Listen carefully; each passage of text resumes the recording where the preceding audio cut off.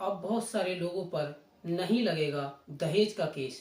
जिन लोगों के ऊपर लग चुका है दहेज का झूठा मुकदमा, उसके ऊपर से तुरंत हट जाएगा। ऐसा एक सुप्रीम कोर्ट का एक जजमेंट आया है जिसके अंदर बताया गया है कि लड़की ने एफआईआर के अंदर वो बातें बताई हैं जो जजमेंट के अंदर बताई गई हैं, तो उस केस को हटाना पड़ेगा।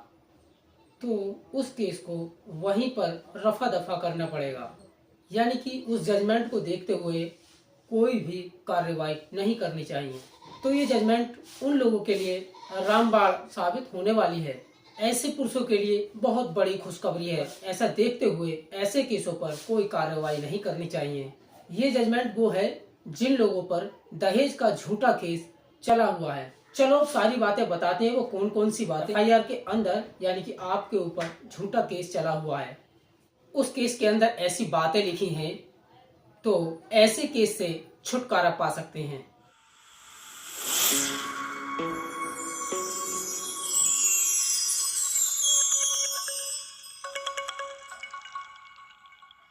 नमस्कार साथियों, स्वागत है हमारे चैनल धाराओं के ज्ञान में। मैं एडवोकेट सोनू सिंह और आज हम बात करेंगे दहेज के केस, दहेज प्रथा धारा 498A के ऊपर डिस्कस करेंगे। एक नया जजमेंट आया है सुप्रीम कोर्ट का, उसके ऊपर आज बात करते हैं। पहली बात यह है कि नंबर 1, पति पत्नी के बीच की, तो ऐसे में पत्नी अपना बोर या बिस्तरा बांधकर अपने मैके चली गई है। दहेज के केस में पूरे परिवार का नाम लिखा देती है। तो देखिए, बीवी का आपसी झगड़ा था, इसमें पूरे परिवार का नाम लिखा देती है। लिखा दिया जी। सुप्रीम कोर्ट ने जो नीचे वाली अदालत है उनको निर्देश दिया है कि आप लोगों को ये देखना चाहिए कि पति पत्नी के बीच की नाराजगी है। अब इनकी नाराजगी तो 1 मिनट में ही खत्म हो जाएगी, लेकिन इसमें जो परिवार के नाम लिखाए हैं उनका क्या, उनकी तो एक मानहानि हुई है। ये चीजें देखनी चाहिए। अगर पति पत्नी के बीच में कोई नाराजगी है तब, और उनके चलते धारा 498A, अगर पत्नी पुलिस स्टेशन जाती है दहेज का केस दर्ज करवाने के लिए, तो उस केस को दर्ज नहीं करना चाहिए। अगर पति पत्नी के बीच की छोटी मोटी बातों को लेकर पति पत्नी के बीच कोई झगड़ा हुआ है तो वो आम बात है। जो भी कपल हैं जिनकी शादी आज से 40 साल पहले, 40 साल या 25 साल या 15 साल या 5 साल पहले या 1 साल पहले हुई है, पति पत्नी के बीच में जाहिर सी बात है कि तू मैं खटपट होती रहती है। यह एक आम बात है। अब उस बात को लेकर लड़की जाती है कि मेरे ससुराल वाले दहेज के लिए तंग कर रहे हैं, तो वो ऐसे में दहेज का केस नहीं बनेगा। तो ऐसे मामलों में दहेज का केस नहीं बनाना चाहिए। नंबर 3, अगर एफआईआर में बड़ा चढ़ा के बात लिखी गई है, बोला जी, लड़की कहती है कि मेरी तो चुटिया पकड़ के दीवार में मारी हूँ, मेरे को ये किया, मेरे को वो किया। अगर बड़ा चढ़ा के बातें उसके अंदर बताई गई हैं तो कोशिश ये करनी चाहिए कि ऐसे मामले को दर्ज नहीं करना चाहिए। अगर दर्ज कर लिया है तो ऐसे मामले को खारिज कर देना चाहिए। अगर पत्नी ने एफआईआर में ऐसी बातों को बड़ा चढ़ा के लिखवाई हैं तो ऐसे में रफा दफा कर देना चाहिए। नंबर 4, अगर पति पत्नी के बीच में आपसी लड़ाई झगड़ा है तब, वैसे तो हम दिल्ली के रहने वाले हैं लेकिन मुंबई में जॉब करते हैं। मुंबई में पति पत्नी पिछले 2 साल से रहते हैं और ऐसे में पत्नी नाराज होकर आ जाती है अपने मैके, और ऐसे में आकर पत्नी पूरे परिवार का, अपने ससुरालियों का नाम लिखा देती है दहेज के केस में। बोला, पूछा गया परिवार वाले साथ रहते हैं, लेकिन बोला जी परिवार वाले नहीं रहते हैं।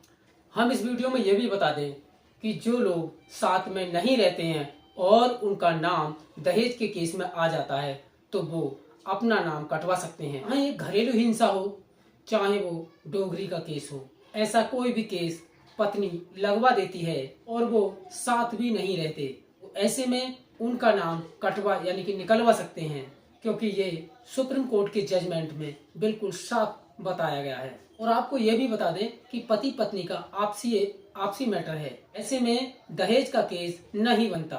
लड़ाई का केस तो जैसे 323 का है, 504 का है, इस तरह से मुकदमा दर्ज होना चाहिए, ना कि पूरे परिवार के नाम लिखाए जाएं। ये सुप्रीम कोर्ट के जजमेंट में बताया गया है। सारी चीज को क्लियर करा देता हूँ सबूत के साथ में और जजमेंट के साथ में। और अगर किसी को ये जजमेंट चाहिए, अगर पढ़ना है, तो उसको हम अपने व्हाट्सएप पे दे सकते हैं। व्हाट्सएप नंबर हम डिस्क्रिप्शन में डाल देंगे। किसी को अगर लेना है तो वो फ्री में प्रोवाइड करा देंगे। 32 नंबर पे जाना है अगर आपको देखना है तो। देखिए हम 32 नंबर पहुंचते हैं जल्दी से। समय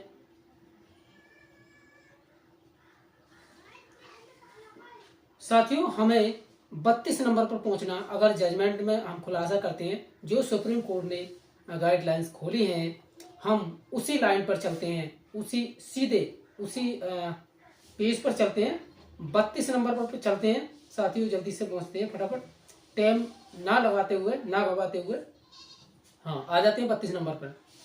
ये साथियों, कई बार माता पिता सहित पत्नी के करीब रिश्तेदार भी बना लेते हैं। तिल से पहाड़ स्थिति को बचाने और सब कुछ बनाने के बजाय विवाह को बचाने के संभावित प्रयास उनकी कार्रवाई या तो अज्ञानता के कारण या पति और उसके परिवार के सदस्य के प्रति सरासर नफरत के कारण लाता है। ये साफ साफ खोल दी है सुप्रीम कोर्ट ने बातें। यहाँ देखिए, छोटी छोटी बातों पर विवाह के पूर्ण विनाश के बारे में पहली बात ये तो यह पत्नी के मन में आता है, उसके माता पिता और उसके रिश्तेदार पुलिस सभी बुराइयों का रामबाण इलाज है। यानी कि पुलिस में अगर एक बार मुकदमा कर देंगे तो बिल्कुल ये झंड हो जाएंगे, सही हो जाएंगे। तो इस तरह की बिल्कुल सरासर ऐसी बात कही गई है। यहाँ दहेज का केस भी नहीं बनता है।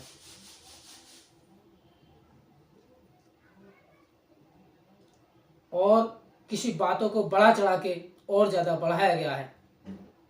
पत्नी के मन में आता है, उसके माता पिता और उसके रिश्तेदार पुलिस सभी बुराइयों का रामबाण इलाज है। देखते ही देखते बात यहाँ तक पहुँच जाती है, पुलिस भले ही पति पत्नी के बीच सुलह की उचित संभावना हो, यानी कि वहां तक रिश्तेदार, उसके पत्नी के माँ बाप यहाँ तक की नहीं सोचते हैं कि इतना बड़ा चढ़ा कर देते हैं कि उसको सुलह भी होना मुश्किल पड़ जाता, यानी सुलह नहीं हो सकता, वे नष्ट हो जाएं एक अच्छे विवाह की बुनियाद में सहनशीलता। देखिए एक तो साथियों, हम इतनी बात करेंगे। अगर हमारा कंटेंट यहाँ तक अच्छा लगा हो तो लाइक करें, अगर नहीं अच्छा लगा हो और आपको अगर कोई सुझाव देना है तो आप कमेंट बॉक्स में कमेंट लिख सकते हैं। और अगर आपको कानूनी जानकारी चाहिए तो हमसे कमेंट बॉक्स में पूछ सकते हैं। अब यहाँ चलते हैं, सुप्रीम कोर्ट ने नीचे वाली कोर्ट को निर्देश दिए हैं। पैरा नंबर 35 पर चलते हैं।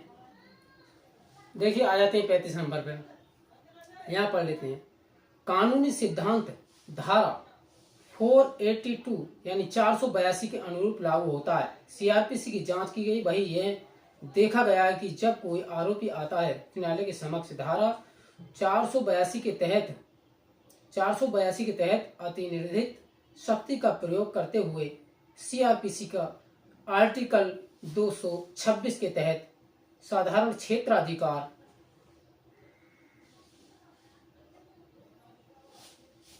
एफआईआर या आपराधिक कार्यवाही को अनिवार्य रूप से इस आधार पर रद्द। ऐसी कार्यवाहियां स्पष्ट रूप से तुच्छ या परेशान करने वाली हैं या इसके साथ शुरू की गए प्रतिशोध लेने का छिपा हुआ उद्देश्य, तो ऐसी परिस्थितियों में उच्च कोर्ट का कर्तव्य है कि वह एफआईआर को ध्यान से और थोड़ा और करीब से देखें।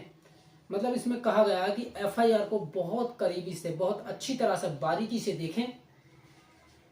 आगे कहा गया कि न्यायालय के लिए इस पर गौर करना पर्याप्त नहीं होगा।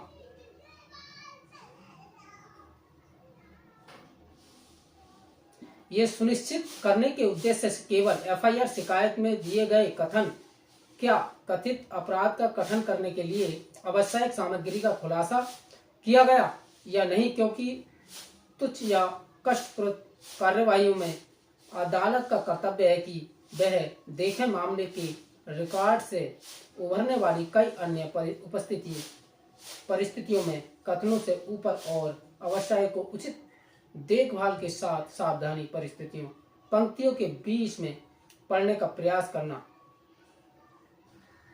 तो साथियों देखिए कितना अच्छा तरह से ये सुप्रीम कोर्ट का जजमेंट, इसके अंदर जो टॉपिक बताए गए हैं वो इसमें एक दहेज प्रथा के केस को खत्म करा गया है, जिसमें कि दहेज जो रिश्तेदार होते हैं वो दहेज प्रथा को बहुत ज़्यादा बढ़ावा देते हैं और कहते हैं कि डायरेक्ट उस पर दहेज प्रथा लगाया जाए, उसके परिवार वालों को एक साथ बांध दिया जाए। तो ऐसे में खुलासा करा गया है कि जो पति पत्नी से परिवार वाले बहुत दूर रहते हैं तो ऐसे में उनका नाम नहीं जोड़ा जाना चाहिए।